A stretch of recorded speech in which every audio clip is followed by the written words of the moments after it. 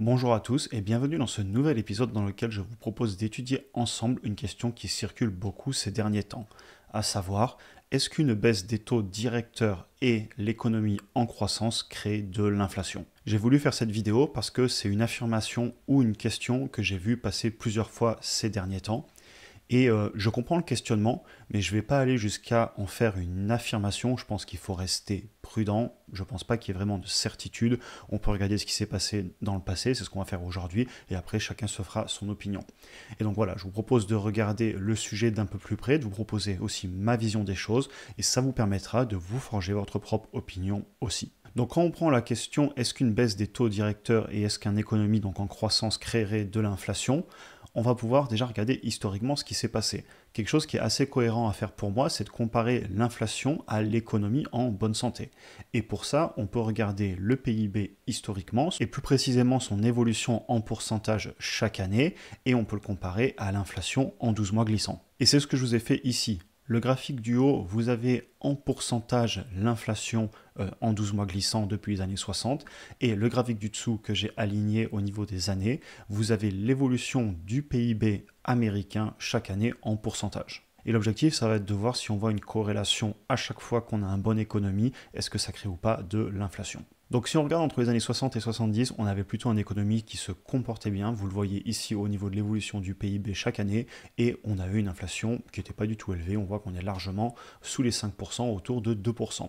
Ensuite, dans les années 70, vous avez la dévaluation et la non-convertibilité en or du dollar. Donc ça, c'est les accords de Bretton Woods qui sont abandonnés sous Nixon. À savoir qu'à l'époque, il y a aussi le choc pétrolier et c'est une situation assez complexe, on va en parler plus tard. Et si on regarde l'évolution de l'inflation par rapport au PIB qui est en dessous, là, on pourrait avoir l'impression clairement que c'est un petit peu corrélé, puisqu'on voit le PIB qui se comporte bien quand l'inflation monte. Ensuite, on a une première baisse avec le PIB qui tombe et ça remonte à nouveau. Mais on va pas s'arrêter là parce que pour l'instant, entre les années 60 et 70, c'était pas spécialement le cas. Ensuite, on va regarder les années 90, on avait une économie qui se comportait plutôt bien, vous le verrez ici, et pas spécialement d'inflation. Ensuite, au début des années 2000, l'explosion de la bulle Internet, l'économie, on le voit ici, qui prend un sacré coup et il se passe rien au niveau de l'inflation. Ensuite, l'économie repart jusque 2007-2008 avant la crise des subprimes, et là, on constate une petite augmentation de l'inflation en effet.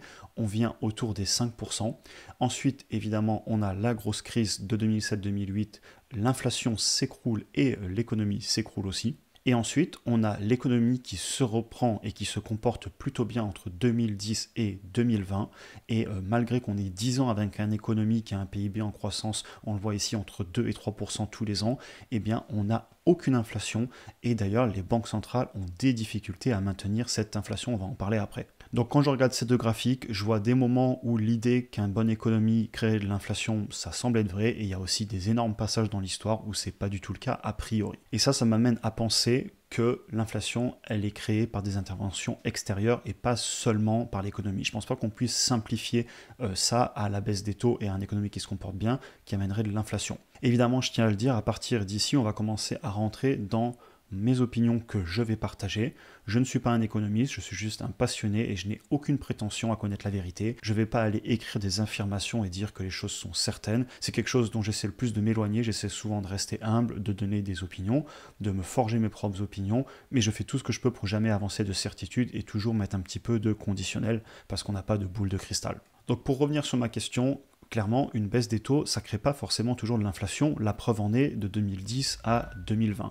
Les taux étaient bas, les banques centrales avaient du mal à maintenir même de la croissance et de l'inflation, et donc clairement, la baisse des taux, elle n'a pas provoqué d'inflation dans cette période, alors que les taux étaient très très bas, rappelez-vous. Maintenant, si on va voir les années 70, il y a trois facteurs pour moi qui ont clairement pu aider à l'inflation.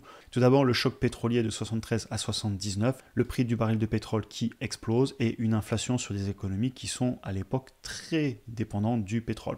On a aussi clairement des politiques keynésiennes, donc stimulation de la croissance économique et lutte contre le chômage, augmentation énorme des dépenses publiques, baisse des taux d'intérêt justement pour pouvoir financer tout ça, et on a une grosse augmentation de la demande sur les biens et les services qui contribue à l'inflation.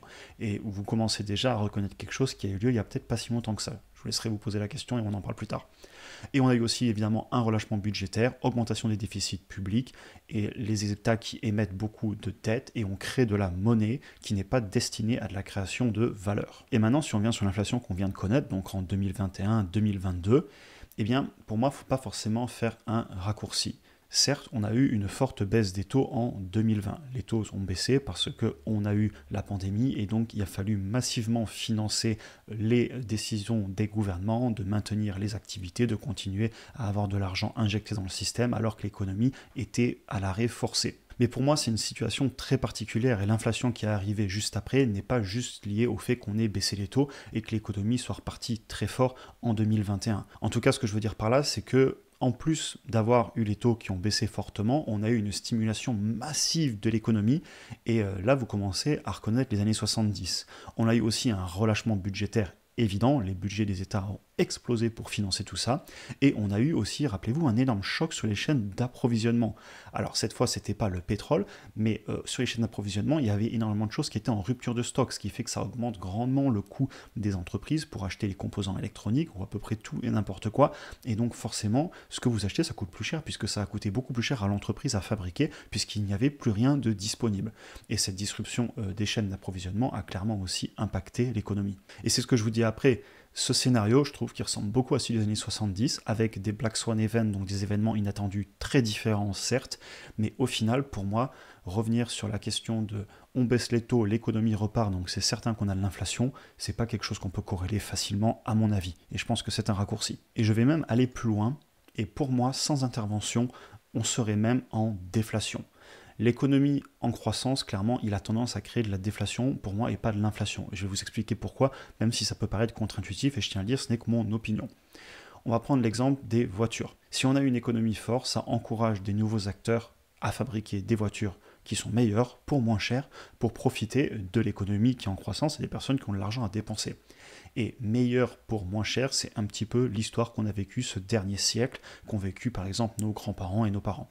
Et je prends l'exemple de l'époque de mes grands-parents ou de nos grands-parents, j'imagine si vous avez à peu près mon âge, et d'ailleurs même si vous êtes des générations plus ou moins avancées, vous trouverez des équivalents avec la télévision, le téléphone, etc. Bref, avoir une voiture, à l'époque, c'était pas du tout un acquis. C'était même rare au début de leur vie. A l'inverse, aujourd'hui, on a très souvent une voiture par adulte dans la majorité des foyers 2 générations plus tard. Évidemment, il ne faut pas généraliser, et là je parle d'un pays équivalent, donc je compare 2 générations dans le même pays, on ne va pas commencer à comparer différentes zones économiques, ça n'aurait pas de sens, mais clairement pour moi, on a sur le long terme de la déflation. Et c'est pareil sur les télévisions, à l'époque c'était quelque chose de rare, maintenant on en a énormément et beaucoup de monde peut en acheter. Les téléphones, aujourd'hui on peut les appeler à l'autre bout du monde, à l'époque c'était très compliqué et très cher, etc. Mais alors si les évolutions technologiques et l'économie auraient tendance à créer de la déflation, pourquoi on continue à avoir de l'inflation puisqu'on a en moyenne 2% d'inflation sur le long terme, c'est l'objectif des États et des banques centrales. Et bien en fait pour moi c'est car les banques centrales elles continuent à imprimer et à mettre toutes les politiques possibles en place pour maintenir de l'inflation. Parce qu'elles ne peuvent vraiment pas se permettre d'avoir de la déflation. Et on va en parler. En fait, si on a de la déflation, ce qu'on va faire, c'est qu'on va encourager l'économie, dans le sens qu'on va encourager les gens à économiser, et à l'inverse, on va punir la dette, et donc on va encourager les personnes à ne pas s'endetter. C'est pas forcément évident à comprendre au premier abord, donc on va prendre un exemple. Imaginez, vous gagnez 2 000 € par mois, vous achetez une maison ou un appartement pour 100 000 € et vous avez 600 € de crédit. Évidemment, c'est des chiffres qui sont là pour l'exemple, ça peut varier. Maintenant, si au lieu d'avoir de l'inflation, vous avez de la déflation, eh bien ça veut dire que votre salaire, il vient à baisser. Puisque l'entreprise ne peut pas vous payer autant, puisque ses prix de vente sont en train de baisser, on est en déflation. Alors c'est quelque chose de contre-intuitif parce que ça fait très longtemps qu'on ne l'a pas vécu. Mais si vous arrivez à vous mettre dans cette situation, ce que vous comprenez, c'est que l'année d'après, vous gagnez moins d'argent en salaire, par contre votre crédit, c'est toujours le même. C'est-à-dire qu'avant vous étiez à 2 000 € pour 100 000 € de crédit, aujourd'hui vous gagnez plus que 1 800 €, par contre il faut toujours rembourser les 100 000 €. Donc clairement ce qui va se passer, c'est que vous allez surtout ne pas prendre de dette, vous allez prendre l'argent que vous gagnez, vous allez le mettre sous le matelas, parce que votre billet, il aura plus de valeur demain. On est en déflation, on n'est plus en inflation. Aujourd'hui, vous avez 100 €, vous avez intérêt à le dépenser, parce que l'année prochaine, il en vaudra moins. Si vous passez en déflation, votre argent, vous ne le dépensez plus, et vous ne prenez surtout pas de dette. Et ça, c'est terrible, parce que vu que l'argent en déflation vaudra plus demain que ce qu'il vaut aujourd'hui, eh bien, il n'y a plus de transactions. Les personnes arrêtent de dépenser, elles économisent. Et s'il n'y a plus de transactions ou moins de transactions, l'économie ralentit. Et ça, c'est une catastrophe pour les États, puisque ça veut dire qu'on n'a plus de croissance, que les revenus des États via les impôts baissent, puisque l'économie ralentit. Et donc, ils feront tout ce qui est possible pour maintenir une inflation à 2-3% et surtout ne pas passer en déflation. Et ils ont les outils pour ça.